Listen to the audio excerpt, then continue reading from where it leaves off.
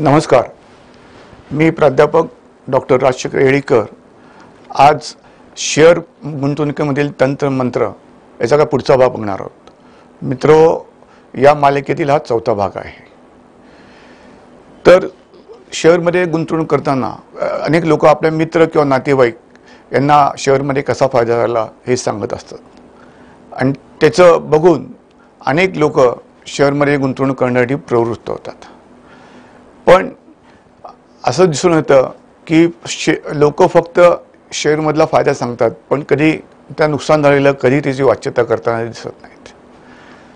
त्यामुळं अनेक लोक जस्ट ही बातमी ऐकून शेअरमध्ये गुंतवणुकीसाठी सुरू करतात.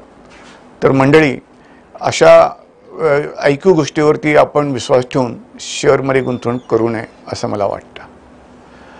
आणि दुसरा जो भाग आहे की तुम्ही जेव्हा शेअरमध्ये गुंतवणूक सुरू करता, तुम्हाला तुमच्या ब्रोकरकडून काही संस्थाकडून तुमच्या मोबाईलवरती ईमेलवरती टिप्स येतात. ते सांगतात की तुम्ही या कंपनीत शेअर घ्या, या भावाला एवढे 1000 शेअर घ्या, तुम्हाला 15 दिवसात एका महिन्यामध्ये हे पैसे दुप्पट झालेले दिसतील. अशा टिप्स येत राहतात. पण मंडळी, अशा टिप्सवर तुम्ही बिलकुल अवलंबून राहायला नको आहे. कारण त्या अनेक वेळा त्यामध्ये फसण्याची शक्यता असते. त्यामुळं ही सुद्धा आपण दक्षता घेणं महत्त्वाचं आहे. काही काही वेळेस फोनवरून कॉल्स येतात तुम्हाला की आम्ही अभ्यास केलेला आहे, संशोधन केलेलं आहे आणि आम्हाला एक माहिती मिळाली आहे की या कंपनीचे शेअर्स येत्या 8-10 दिवसामध्ये 20-30% वाढणार आहेत. तर तुमचा फायदा करून घेण्यासाठी या कंपनी शेअर्स तुम्ही ताबडतोब घ्या. तर अशा फोन कॉलवरती सुद्धा आपण विश्वास ठेवता कामा नये. तर मंडळी, या टिप्सच्या बाबतीत ही दक्षता घेणं आवश्यकच आहे. आणि काही मंडळी स्वतःला शेअर्समधले गुंतवणुकीचे तज्ज्ञ समजतात. पण माझ्या गेल्या 30 वर्षातला अनुभव बघता मला असं वाटतं की कोणी शेअरमध्ये तज्ज्ञ म्हणून घेऊ नये असं मला वाटतं. कारण शेअर बाजार हा एवढा मोठा आहे आणि या शेअर मार्केटमध्ये अनेक गोष्टीचा परिणाम होत असतो. त्यामुळं कोणीही व्यक्ती आज शेअर एखाद्या कंपनीचा उद्या भाव काय राहील हे नक्की सांगू शकत नाही. आपण जेव्हा निराळे बिझनेस चॅनल बघतो त्यावरती काही लोक मंडळी असतात, ते इन्व्हेस्टमेंट काय सल्लागार म्हणून काम करत असतात आणि त्यांचा तो अंदाज व्यक्त करतात. पण जेव्हा आपण अंदाज म्हणतो, सगळेच अंदाज खरे ठरत नसतात का ते.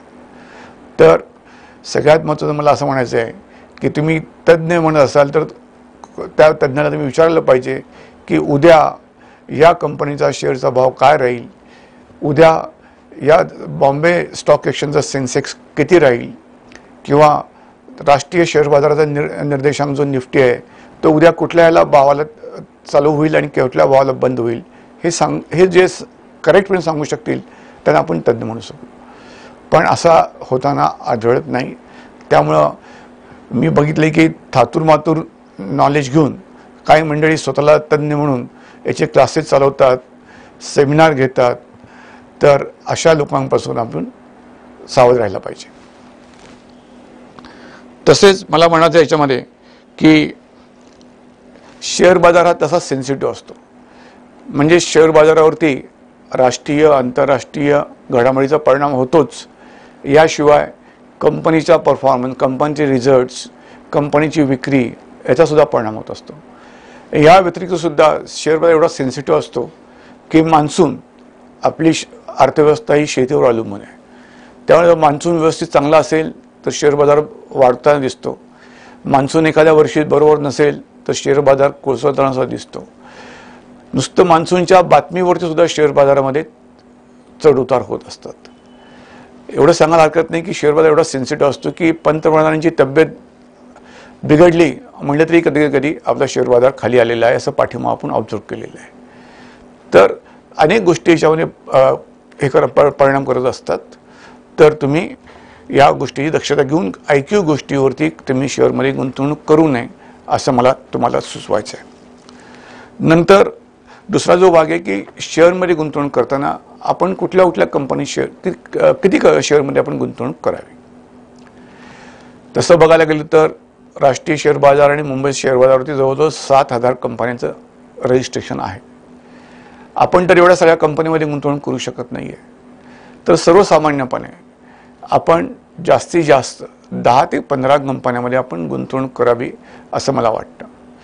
कारण जे काही गुंतवणूकदार सल्लागार आहेत त्यांचंसुद्धा म्हणणं असंच आहे की सर्वसामान्य गुंतवणूकदारांनी जास्त शेअरमध्ये गुंतवणूक न करता त्यांनी आपलं लक्ष फक्त 10 ते 15 शेअरमध्ये केंद्रित करावं. याला अनेक कारणं आहेत. एक तरी आपल्याकडे जे भांडवल असतं ते मर्यादित असतं. मग त्या मर्यादित भांडवलामध्ये आपण किती कंपन्यांमध्ये गुंतवणूक करू शकतो. तर आपण सुरुवात करताना सुद्धा एका कंपनीपासून सुरुवात करावी आणि नंतर त्यामध्ये वाढ करत करत करत जास्तीत जास्त 10 किंवा तुमच्याकडून भांडवल जास्त असेल तर जास्तीत जास्त 15 कंपन्यांमध्ये आपण शेअर्समध्ये गुंतवणूक करावी असे. पुढचा जो भाग येतो की कुठल्या कुठल्या क्षेत्रातील कंपन्यांमध्ये आपण गुंतवणूक करावी. मित्रहो, याच्यामध्ये आपण लक्षात घ्यायला पाहिजे की अर्थव्यवस्थेमध्ये अनेक जी क्षेत्र असतात त्यामध्ये मी घेऊ शकता की इन्फ्रास्ट्रक्चर सेक्टर आहे, बँकिंग आहे, ॲटो सेक्टर आहे, फार्मा आहे, असे निरनिराळे सेक्टर्स असतात. या सेक्टरमध्ये नेहमी तेजी मंदी होत असते. म्हणजे हा अर्थव्यवस्थेचा नियम आहे, अर्थशास्त्राचा नियम आहे की त्यामध्ये याला म्हणतो आपण बिझनेस सायकल. बिझनेस सायकल म्हणजे प्रत्येक सेक्टरमध्ये तेजी कधी काही कालांतराने तेजी येते, तेजी आल्यानंतर परत काही कालांतराने परत मंदी येते आणि परत तेजी. म्हणजे हा जे चढ उतार आहे हा नेहमी चालत राहतो. त्यामुळं आपण एकाच क्षेत्रातल्या कंपनीमध्ये पैसे गुंतवणे बरोबर होणार नाही आहे. तर मगाशी आपण म्हणालो की जास्तीत जास्त 10 किंवा 15 कंपन्यांमध्ये आपल्याला पैसे गुंतवायचे आहेत. तर आपण काय करू शकतो मित्र. आपण घेतलो ॲटो सेक्टर घेतला तर ॲटोमध्ये 2 भाग येतात, एक दुचाकी वाहन आणि एक 4 चाकी. मग यामध्ये ज्या टॉपच्या कंपन्या आहेत अशा कंपन्यांमध्ये आपण गुंतवणूक केली तर आपल्याला कधी त्याबद्दल नुकसान होऊ शकणार नाही किंवा त्यावर धोका होऊ शकणार नाही. आता आपण बघतोय की 4 चाकी वाहनामध्ये मारुती सुझुकी ही कंपनी अग्रेसर आहे. या कंपनीचा मार्केट शेअर जवळजवळ 50% एवढा आहे. तर आणि गेल्या 2-3 वर्षामध्ये आपण बघितलं हा शेअर जवळजवळ 2,500 रुपयाला अवेलेबल होता. आज त्याची किंमत 7,000 झालेली आहे. त्याचप्रमाणे दुचाकीमध्ये हिरो मोटोकॉर्प ही दुचाकीमध्ये अग्रेसर कंपनी आहे. या शेअरचा भाव जो 1500-1600 होता आज तो 36 रुपये झालेला दिसतोय. दुसरी जी कंपनी आहे बजाज ऑटो आहे, TVS मोटर्स आहे, तसेच महिंद्रा ही ट्रॅक्टर आणि 4 चाकीमध्ये सुद्धा आहे. तर अशा ऑटो ज्या 5-6 कंपन्या आहेत त्यापैकी 1-2 कंपन्यांमध्ये तुम्ही निवड करू शकता. जर आपण दुसरं क्षेत्र बघितलं बँकिंगमध्ये सुद्धा आपल्याला एक क्षेत्रात 2 भागामध्ये विभागणी करता येईल. एक सार्वजनिक क्षेत्रातल्या बँका आणि दुसऱ्या खाजगी बँका. सार्वजनिक क्षेत्रातल्या ज्या बँका आहेत त्यामध्ये state bank of India, bank of Baroda, Punjab national bank, Canara bank या अग्रेसर बँका समजल्या जातात. आणि त्यामध्ये दुसरा जो भाग आहे खाजगी बँकेमध्ये तुम्हाला आहेत ICICI बँक आहे, ॲक्सिस बँक आहे, येस बँक आहे, इंडसइंड बँक आहे. तर अशा खाजगी क्षेत्राला सुद्धा अनेक बँका आहेत. तर आपण एखादी सार्वजनिक क्षेत्रातली बँक आणि एखादी खाजगी क्षेत्रातली बँकेसुद्धा आपण गुंतवणुकीसाठी निवड करू शकतो. त्यानंतर आपण बघूयात फार्मा सेक्टर. फार्मा सेक्टरमध्ये सन फार्मा ही अग्रेसर कंपनी आहे. पण अलीकडेच त्या सन फार्माच्या कंपनी शेअरमध्ये घट झालेली दिसते. त्याला अनेक कारणे आहेत. कारण अमेरिकेमध्ये त्या कंपनीच्या याच्यावर रिस्ट्रिक्शन आलेली आहेत किंवा अमेरिकन त्या कंपनी यांचे जे प्लांट जेव्हा बघितले त्यामुळे त्यांना काही त्रुटी आढळल्या आहेत. त्यामुळे सन फार्माचा शेअर अलीकडे घसरलेला दिसतो. पण त्याचबरोबर सन फार्माबरोबर डॉक्टर रेड्डीज लॅब्स आहे, ल्युपिन आहे, सिप्ला अशा अनेक औषध कंपन्या आहेत, वखाड. तर यापैकी एखादी दुसरी कंपनी तुम्ही गुंतवणुकीसाठी निवडू शकता. त्यानंतर जो भाग आहे इन्फ्रास्ट्रक्चर कंपनी. गेल्या 2015पर्यंत जवळजवळ इन्फ्रास्ट्रक्चर कंपनी या भारतातल्या अडचणीमध्ये आल्या होत्या. कारण त्यांचे प्रोजेक्ट त्यांनी राबवले पण सरकारकडून त्यांना पैसे नाही मिळाले, त्यामुळे त्यांना मोठ्या प्रमाणात नुकसान होत होतं. कारण त्यांनी काढलेलं जे कर्ज आहे त्याचं त्यांना व्याज भरावं लागत होतं आणि पैसे तर काही येत नव्हते. पण या सरकार आल्यानंतर बऱ्यापैकी इन्फ्रास्ट्रक्चर कंपन्यांची परिस्थिती सुधारताना दिसते. मग त्यामध्ये GMR इन्फ्रा आहे, IRB इन्फ्रास्ट्रक्चर आहे, अशा इन्फ्रास्ट्रक्चर कंपनीसुद्धा आपण पैसे गुंतवू शकतो. त्यानंतर कॅपिटल गुड्स, त्यामध्ये सगळ्यात जी अग्रेसर कंपनी आहे ती Larsen and Toubro. Larsen and Toubro ही अनेक क्षेत्रामध्ये काम करते, विशेषतः सिव्हिल कन्स्ट्रक्शनमध्ये सुद्धा मोठ्या प्रमाणात कॉन्ट्रॅक्ट घेत असते. तर लार्सन टुब्रोसाठी एखादी कंपनी शेतीमध्ये फर्टिलायझर्स आहेत. अलीकडे आपण बघतोय की शेतीमध्ये बऱ्यापैकी इरिगेशन वाढताना दिसतं आणि त्यामध्ये मग डिफॉक फर्टिलायझर, चंबल फर्टिलायझर, तसेच तुम्हाला RCF अशा काही फर्टिलायझर कंपन्यांमध्ये सुद्धा निवड करता येऊ शकते. किंवा रॅलीज इंडिया ही टाटाची कंपनी आहे, ही सुद्धा फर्टिलायझर आणि पेस्टिसाइड्समध्ये काम करते, तर त्यावर तिची सुद्धा तुम्ही निवड करू शकता. या व्यतिरिक्त आपल्याला असं बघता येईल की रिअल इस्टेटमध्ये सुद्धा मध्ये मंदी आलेली आहे, पण सगळ्याच कंपन्यांना मंदी नाही आहे. काही रिअल इस्टेट कंपन्या चांगल्यापैकी काम करताना दिसतात.